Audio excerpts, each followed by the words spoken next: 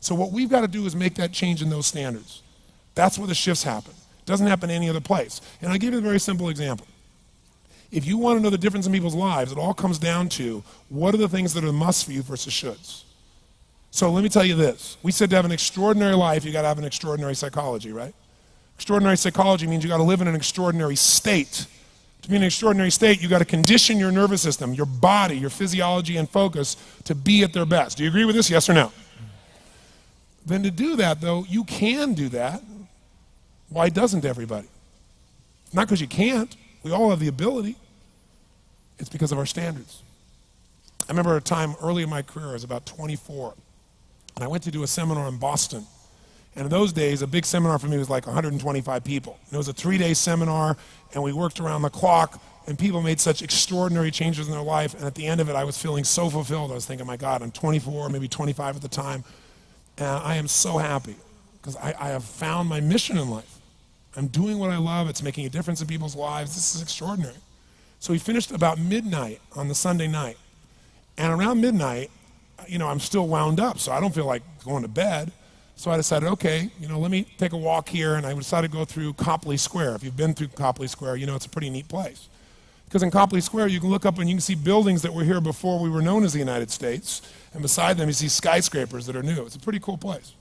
So I'm walking around midnight on Sunday night. There's nobody in Copley Square midnight on Sunday night.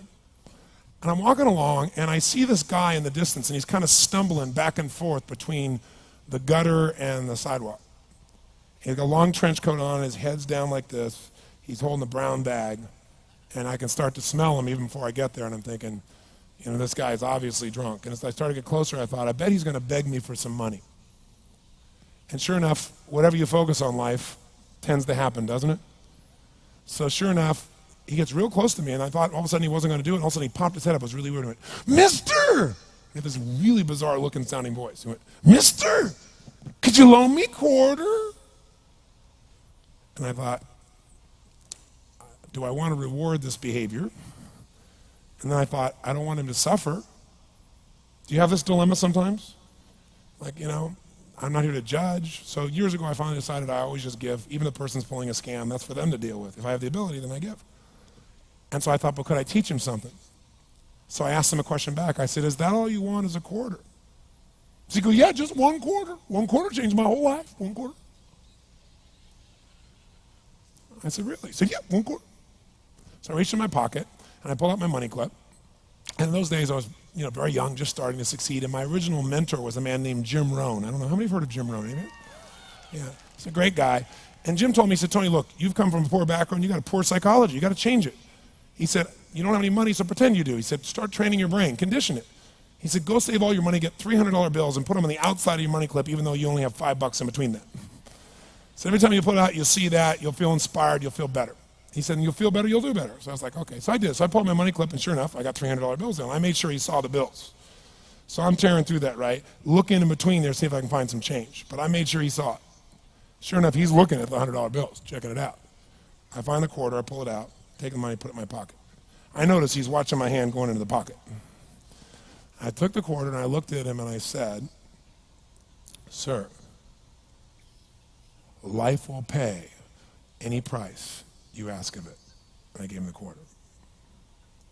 And then something really interesting happened. He took the quarter. He looked at the quarter. He looked at me. He looked at my pocket.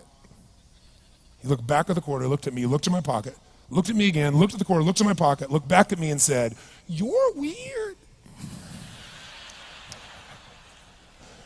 And then he shuffled on off like this, right? And I thought to myself, wow, what's the difference between him and me? I mean, I was 24, 25 at the time, doing what I love most, have my mission in life, and he's in his early 60s, drunk on the street begging for quarters. What's the difference?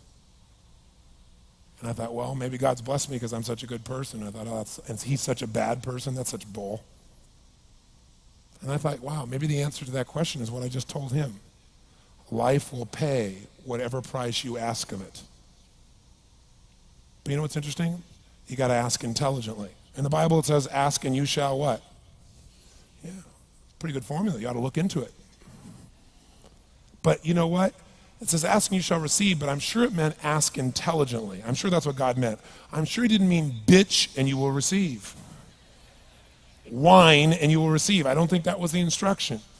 Now, if you were going to ask intelligently, there might be 5 elements of that. Number 1, you'd have to ask specifically, wouldn't you? You wouldn't ask in a general way. People do that all the time. They go, I want more money. Fine, here's $1, get out of here. Very often, you're getting what you're asking for. You're just not aware of how general you're asking. Clarity is power. The more clear you are about exactly what it is you want, the more your brain knows how to get there. Your brain is a servo mechanism. It's like a bomb. Those bombs, those missiles, they have a servo mechanism. So if the target moves, it knows what the target is, it follows it. Your brain, when you condition it, knows exactly what to go for and it'll find a way to get there.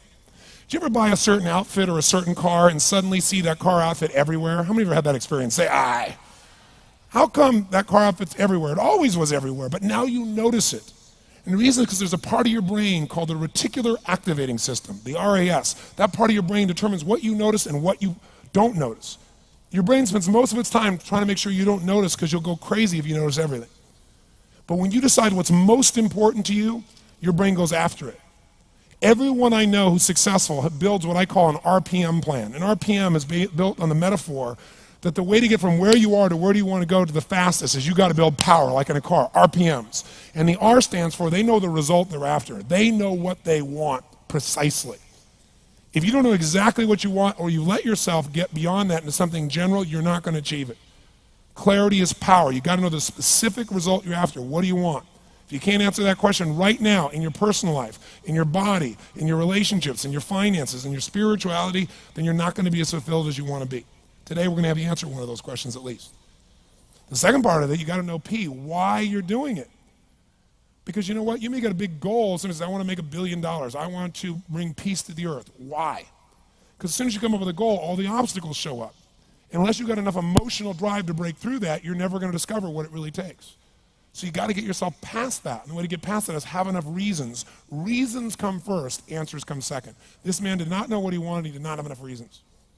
To ask intelligently, you got to ask specifically. To ask intelligently, you got to know why you want it, have enough drive to make it happen, enough juice to make it happen. If you don't have enough reasons, you will not make it happen. And the M is, what is your massive action plan? What is going to get you to actually fall through? Because the first plan's not going to work and the second plan's going to work, so you better have enough plans that if the first 2 don't work, you still got something else. Otherwise, you're going to be having excuses why it didn't work. So asking intelligently requires that. So if we're going to be extraordinary in our results, we've got to be in an extraordinary state. We've got to know what we want and we've got to go use it.